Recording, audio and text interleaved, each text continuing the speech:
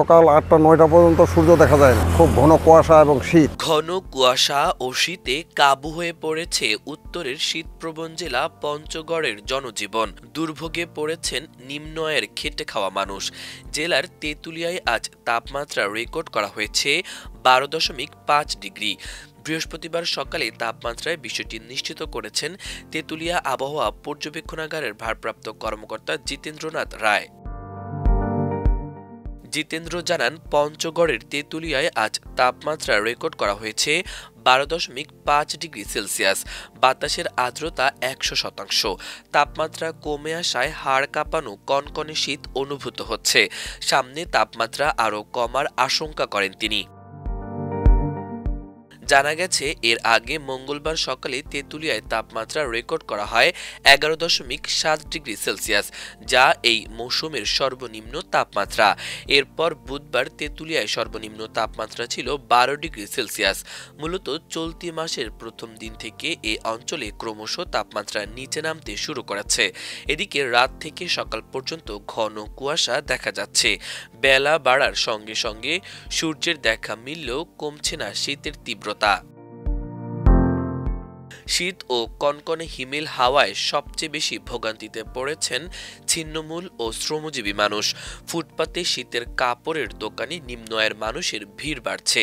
হিম বাতাসে বেশি কষ্ট পোহাতে হচ্ছে শিশু, বৃদ্ধ আর ছিন্নমূল মানুষের। আগুন জ্বালিয়ে শীত থেকে বাঁচার চেষ্টা করছেন তাদের কেউ কেউ। ছিন্নমূল ও নিম্ন আয়ের মানুষের জন্য শীতবস্ত্রের সহায়তার আহ্বান স্থানীয়দের। সরকারি যদি পথদশা থাকে তা ভালো হয়। এখানে মানুষ গভীরভাবে অবাক করেছে, শীতের বস্ত্র নাই, শীতের কাপড় নাই। মহানন্দা ও ডাহুক নদীতে পাথর উত্তোলনকারীরা জানান, নদীর পানি বরফের মতো ঠান্ডা। তবুও আমাদের কাজ করা ছাড়া উপায় নেই, কেননা পাথর তুলেই জীবিকা নির্বাহ করতে হয়। তাই পেটের তাগিদেই বরফ জলে নেমে পাথর তুলতে হচ্ছে। অন্যদিকে আজ সকাল ৬টায় ঢাকায় তাপমাত্রা রেকর্ড করা হয়েছে ১৭.৭ ডিগ্রি সেলসিয়াস এবং আর্দ্রতা ছিল ৮১%। এছাড়া রাজধানী ও পার্শ্ববর্তী এলাকার আবহাওয়ার পূর্বাভাসে বলা হয়েছে, আকাশ অস্থায়ীভাবে আংশিক মেঘলা থাকতে পারে। আবহাওয়া থাকবে মোটামুটি শুষ্ক।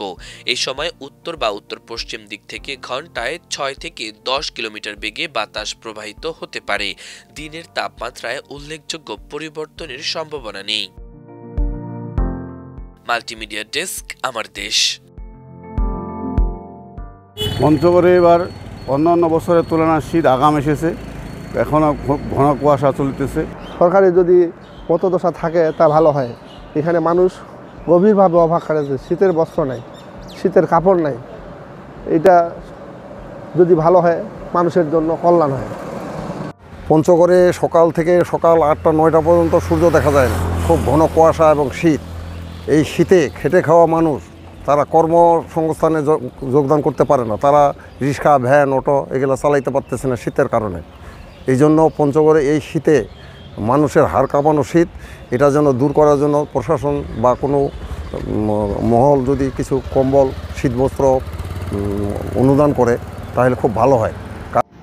পঞ্চগড় শহরের মধ্যেই এদিকে তো ঠান্ডা, আমাদের ভারত কাছেই পাহাড় অঞ্চল, বাতাস টাতাস যখন আসে ঠান্ডাটা বেশি হয়, বাচ্চা কাচ্চাদের কষ্ট হয়। আমাদের বেশি অংশ আমাদের এই যে বয়স্ক মানুষের বেশি কষ্ট হয়, হাঁটাহাঁটি চলাফেরা বাতাসের কারণে, ঠান্ডার কারণে এগুলা খুবই অসুবিধা হয়।